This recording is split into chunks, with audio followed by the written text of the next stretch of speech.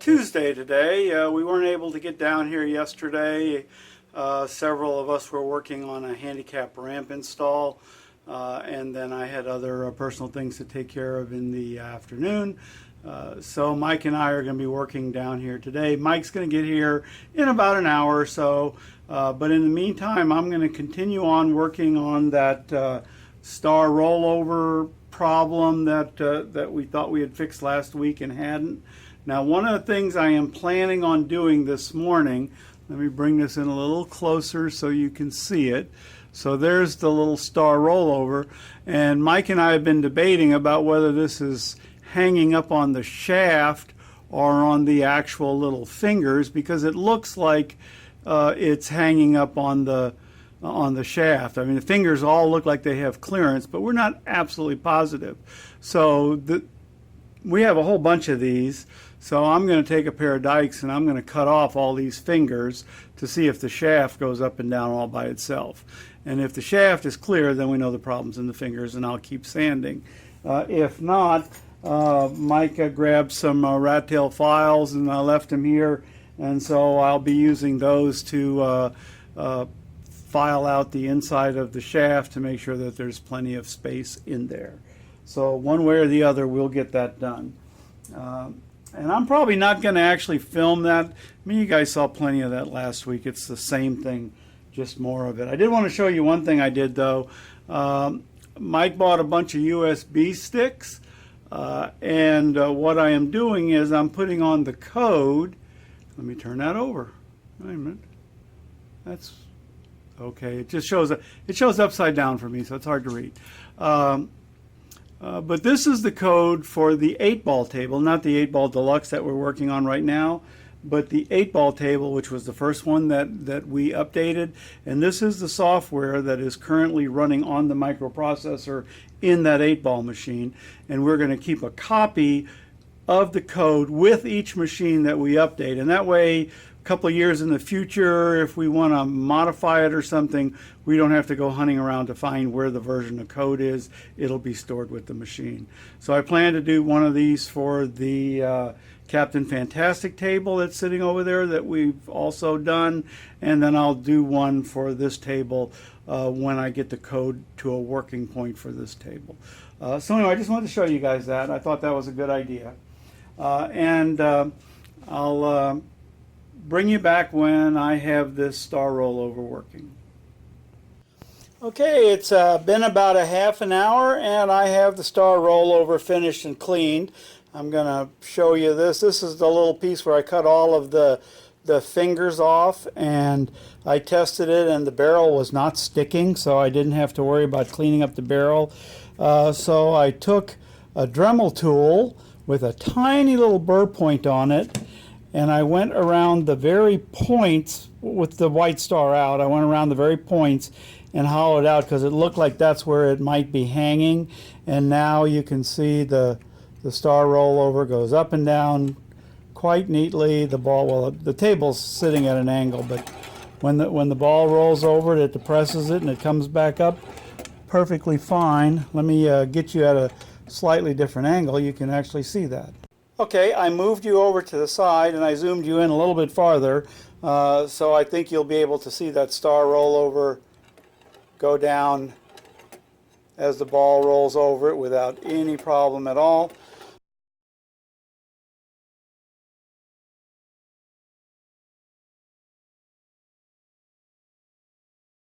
So with that being done, let me zoom you out. The next thing to do is to reinstall the plastics that sit over on this side of the table. So I'm going to move you guys back out of the way, straighten up the table, maybe put you on a time lapse, and I'll go ahead and install that.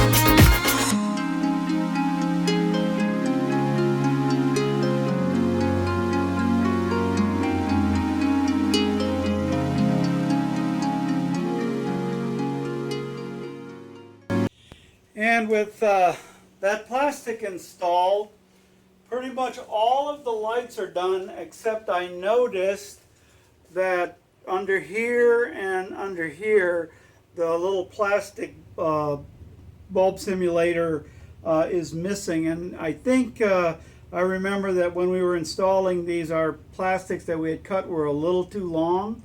So the next thing I'm going to do is take these off, fit a piece of plastic, and if I have to, I'll go ahead and cut it a little shorter.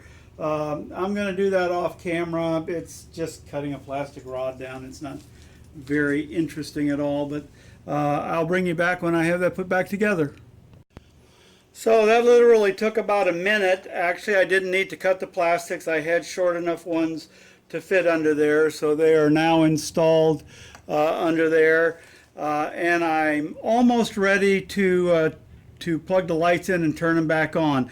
The only thing I know of that I have to do is underneath this star rollover, we disconnected the plastic housing that holds the lights. So I'm going to go ahead and turn this table over and reinstall that. I'll just leave the camera running so you can watch.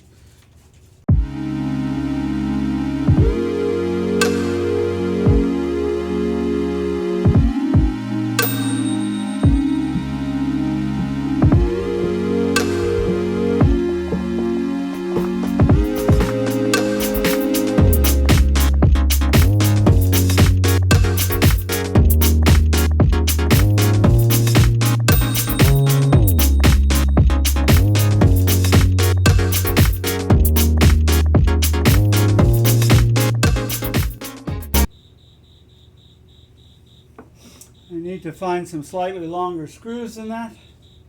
So I'm going to stop the camera. I'm not sure you guys can see me working under there anyway, but maybe you can. Not a very good angle, but there. I'm going to stop the camera. I'll be right back. Okay, I got some longer screws, so we'll go ahead and put those in there. I actually already put one in right there just to make sure it was long enough.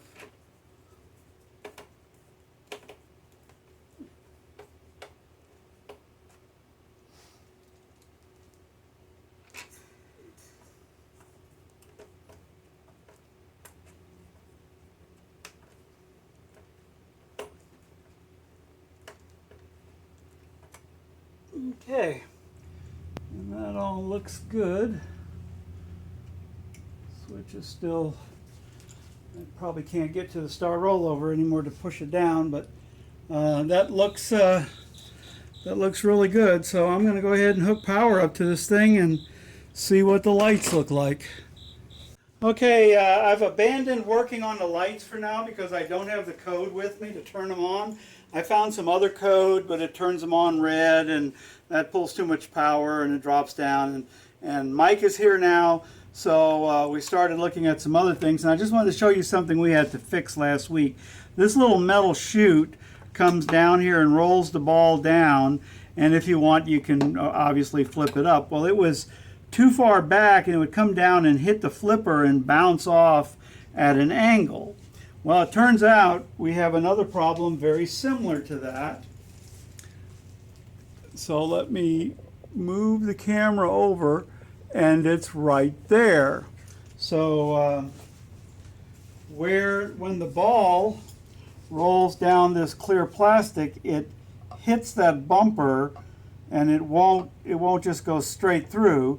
So we need to move this clear plastic up a little bit so that it causes the ball to clear the bumper. But in that, there's another problem, and I'm not sure that that's in frame. Let me walk back around here and show this to you. It is. You can see the ball is stuck right there between the rubber that's on this thing and that clear plastic. So this is already too tight, and to fix that, we would either have to move the plastic that way or move this bumper up this way. Well, if we move the plastic that way, it's going to exacerbate this problem. So obviously we need to move the plastic up here to fix this, and then we need to relocate this up a little bit so that all of this clears. And this plastic over here, and I don't know, can you check and see if that's in frame?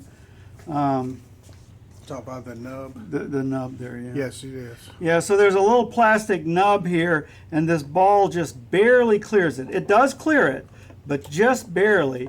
So we need to make sure that in the relocating of this plastic, we don't move this nub any closer to this side wall. So basically, we're going to have to take this unit apart. Now, strangely enough, the one on the other side, let me point the camera at that, works perfectly well. So there's that one, and you can see the ball, it has plenty of clearance. This plastic is way above this, so I don't know who did what to whom, but but obviously we're going to have to do something about this side. So that's what we're going to be working on right now. Unfortunately, we did not film what we did here to fix this, but we took this piece of plastic out.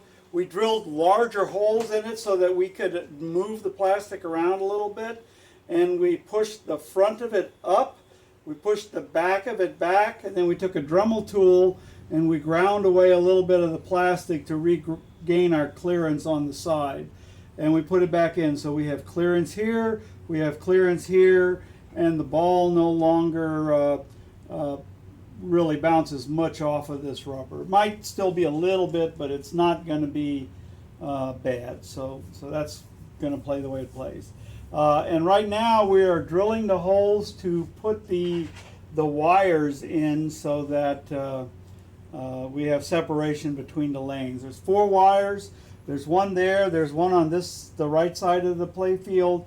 And then there's 2 right behind the flippers when the flippers come to rest. And one here. Oh, sorry, there's a 5th one right there that goes behind that.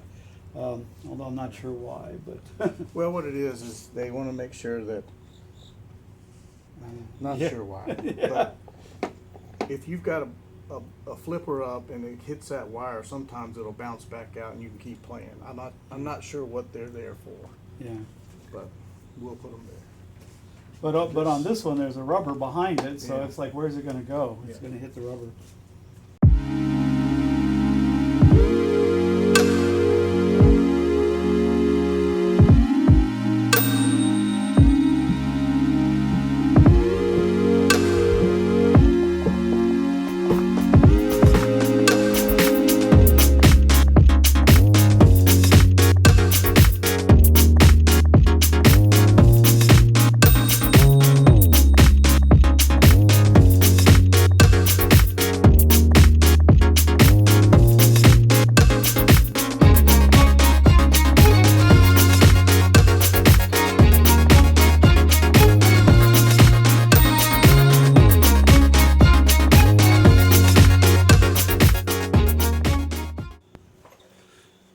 Too late to.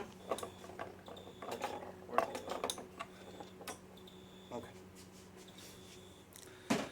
So Mike brought in his gigantic hammer. Show the guys. Isn't that wonderful? So he's going to hammer in this wire with that.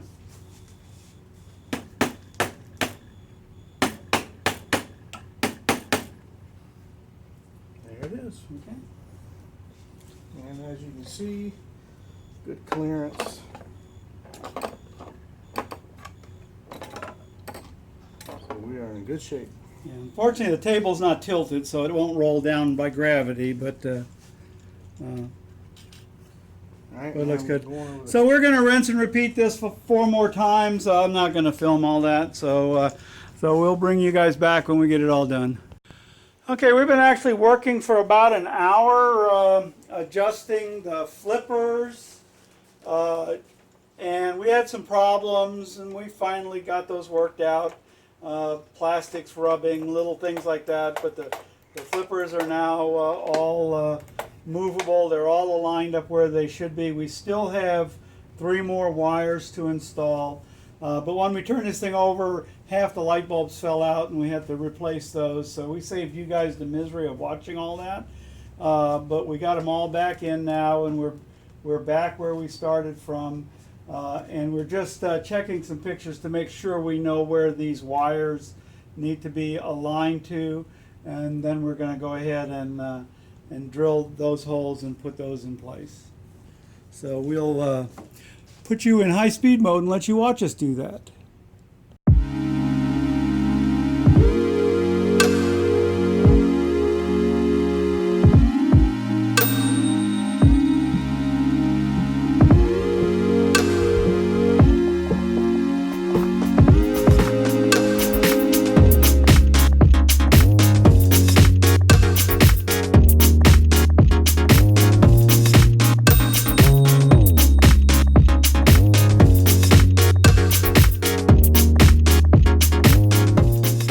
Okay, we got those two wires installed. We made the executive decision not to install a wire back here, mostly because we just can't see a reason for it. And if we figure out a reason once we start playing on it, like balls get trapped back there or something, we'll go ahead and put it in. But there isn't much room to work back there, and you'd almost have to pull the flipper back out in order to install the wire, and we don't want to do that right now, so that's going to get postponed. So we're almost done. All that's left to do is put the plastic on up here, and we're not sure we can do that because we're not sure if this clamp will hold without damaging the plastic once we put the plastic in place. What was the other thing you said? Oh, we have to put the pop bumpers, drop targets back in there, and we have to fix the 8-ball drop target. Mike bought a new one for that, so we need to do that. But I got a feeling, Mike, do you know what time it is? It's 8 till 6. Yeah, so we've kind of run out of our working day time again today, but we're literally done with the table right now. We just got a little bit of dusting and cleaning to do, and a couple of button-up things, and we'll be finished. So thanks for watching this. I think our next adventure is going to be in the world of art and painting. So we'll see how that turns out.